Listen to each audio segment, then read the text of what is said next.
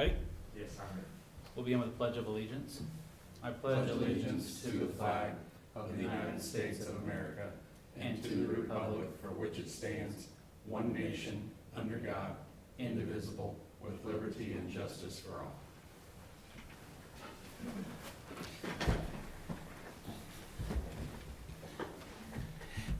Good morning. Welcome to the July 22nd, 2024 meeting of the Shawnee County Board of County Commissioners. My name is Kevin Cook. I serve as the chair this year. Joining me this morning is Aaron Mays. Good morning. Good morning. And Bill Rippon. Good morning. Good morning. And Rich Eckert, our county counselor. Good morning. This is a work session for this morning, and our work session, we're going to start off with a presentation from the Audit Finance Department. I want to thank them for coming down and talking with us this morning. Jennifer, I'll turn it over to you. Thank you. Jennifer Sauer, Financial Administrator. What the world? Financial Administrator. Sorry, I was here a little late last night. So Audit Finance is made up of a bunch of auditors and accountants and our one procurement specialist. But she feels a need for the county. Adrienne Johnson was hired on April 17th of 23. She's been with the county just a little over a year. She has made great strides in bringing forward our procurement department during that time. Many departments have complimented her professionalism and what she brings to this position. And so we wanted to kind of let her come down and talk to you about some of the changes that she's made and enhancements that she has walked through in that short period of time. So, Adrienne?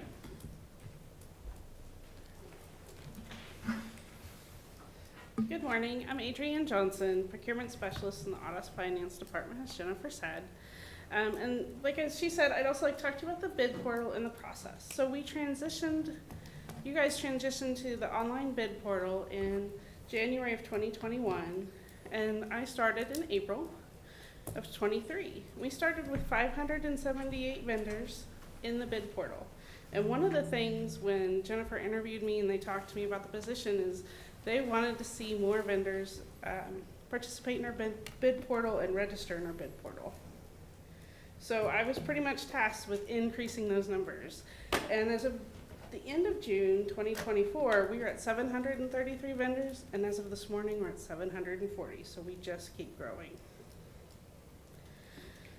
There are 3 ways we have worked to reach new vendors and increase registration. So I go to in-person events. Last fall, I went to the Kansas Association of Procurement Professionals to the Reverse Vendor Fair. And then earlier this month, I joined the City of Topeka Supplier Diversity Expo on the Washburn University campus and met with a lot of local businesses there. We advertise in the Topeka Metro News. Every bid has to be advertised for a minimum of 2 weeks.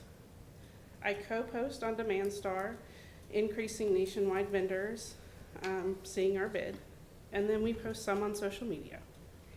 I also send out emails to vendors. So departments will send me vendor information, the vendors they want to work with, but then I also research potential vendors that might want to work with us. So this last year, from June 2023 to June 2024, we've sent out 526 invitations to new vendors to our bid portal. We've had 40 vendors respond to the invite either by email or phone, and 40 new vendors have submitted bids.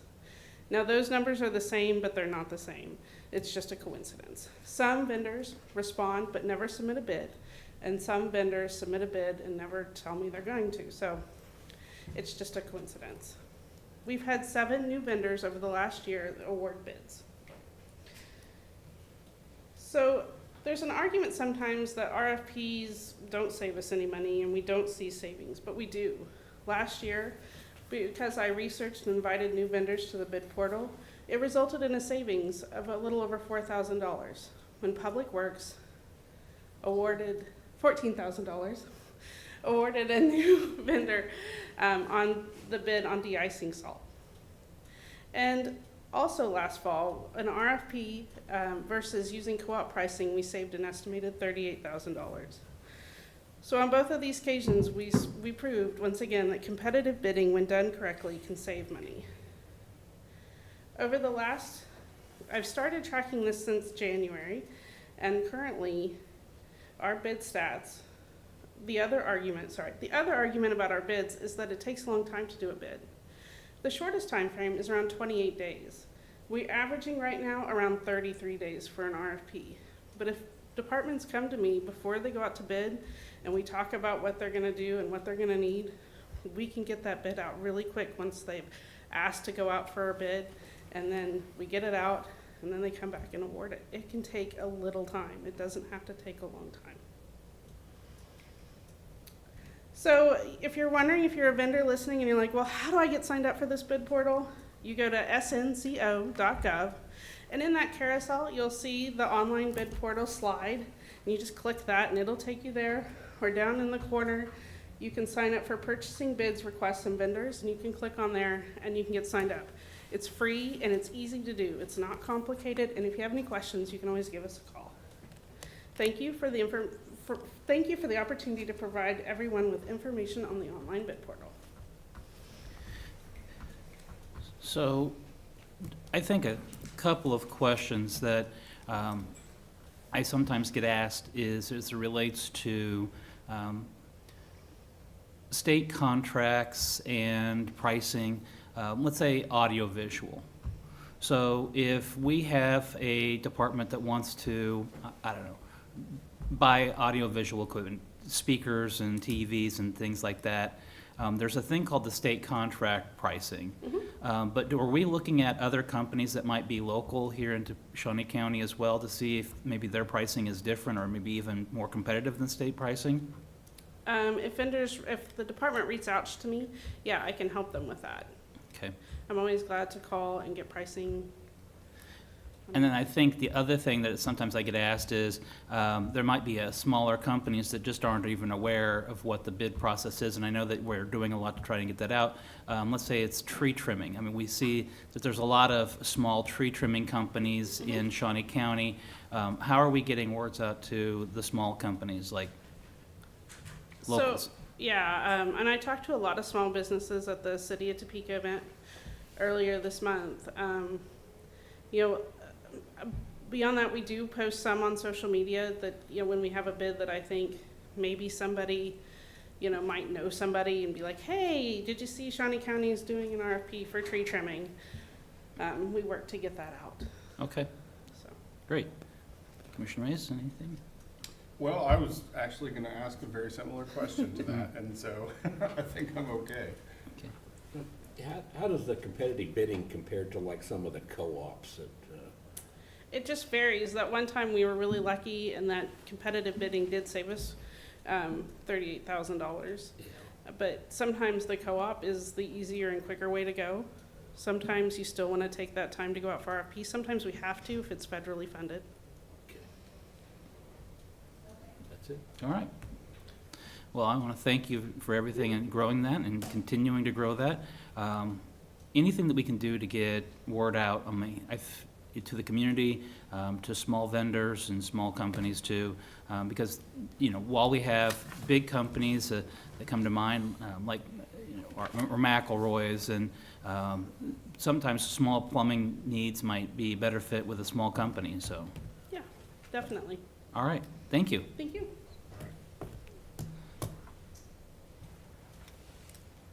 If you don't mind, since we happen to have my entire department down here, Yeah. I also wanted to take a minute to talk about a couple other great additions we had over the last year.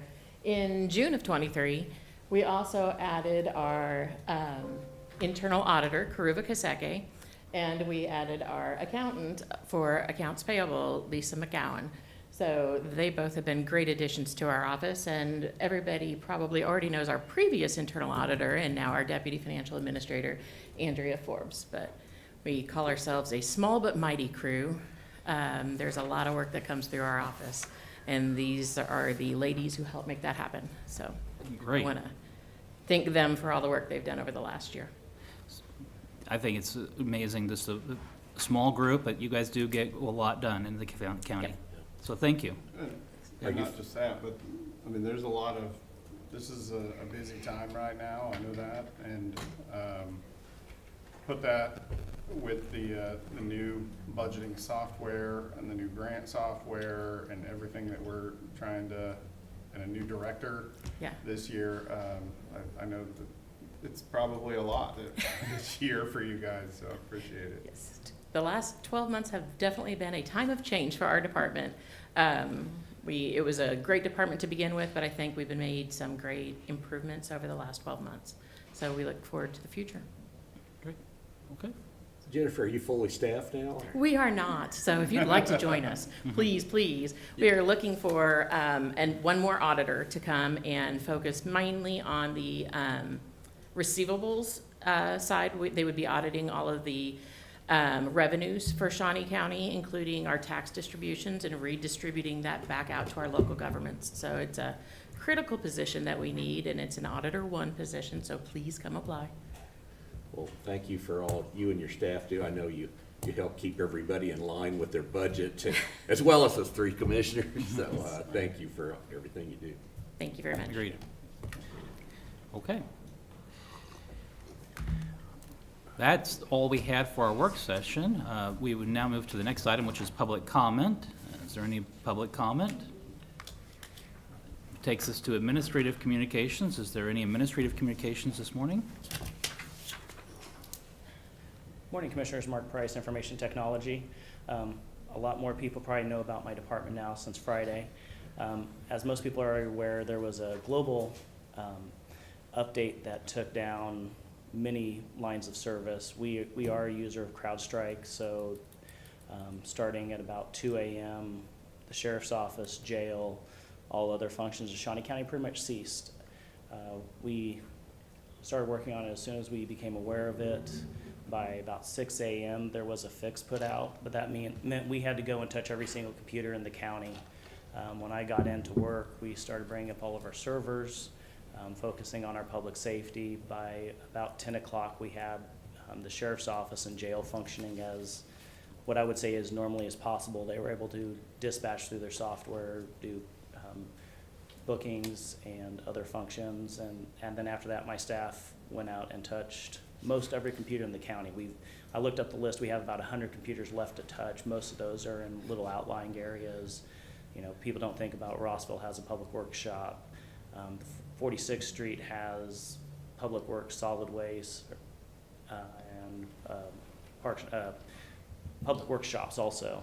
So there's a lot of those little onesie-twosie places we have to go hit. We're working on that today, but like I say, by about end of the day Friday, most all functions were back up. I'd say even by noon, we had even motor vehicle to where they could function. Unfortunately, the state was still working on their behalf, so that's one of the reasons they closed down and did not stay open. But I have not heard from Larry this morning. I believe he's ready to deal with everyone who wasn't in on Friday and get them through to get them renewals. When I actually met him out at the annex Friday afternoon, and he was meeting people at the door, looking over paperwork. So when they came in Monday, when they finally could get in, they didn't have extra delays and was trying to make their lives as easy as possible.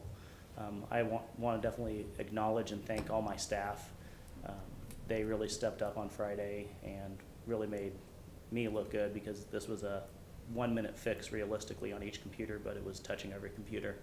I had one staff that actually was supposed to be off at noon, and he, I think, finally left the office at 3 o'clock. He had a trip he was planning and delayed his trip. So I want to acknowledge my staff's hard work and what they did to get everyone in the county back up. Great. Appreciate all the work that you did. I know that, Captain Acree's probably been with the Sheriff's Office since before the computers were really there, so he was able to shift right back into paper mode. Yes, sir. And that's actually a really good point, is something every department should unfortunately use this to look at, is how do you function without computers? I know it's a scary thought, but Friday was kind of a reminder that the computers can go away, and you still have to be able to try to do as much of your job as possible. So always be prepared, look at your COOP plans of how you function, and it might be what phone numbers do you need to have to call. I think that was one of our kind of issues, is everyone relies on the computers, and contact numbers, if they weren't on your phone, couldn't be gotten from computers. So having sadly a saved list somewhere on not on a county system with contact information, or even a printed off list with contact, is important to have. Agreed. Thank you. Thank you. Commissioner Rippon, anything? Nothing to add. Commissioner Mays? No, nothing I can think of. Okay. Well, it's a shorter meeting today, but I want to thank everybody for being here. We're adjourned. We'll reconvene on Thursday.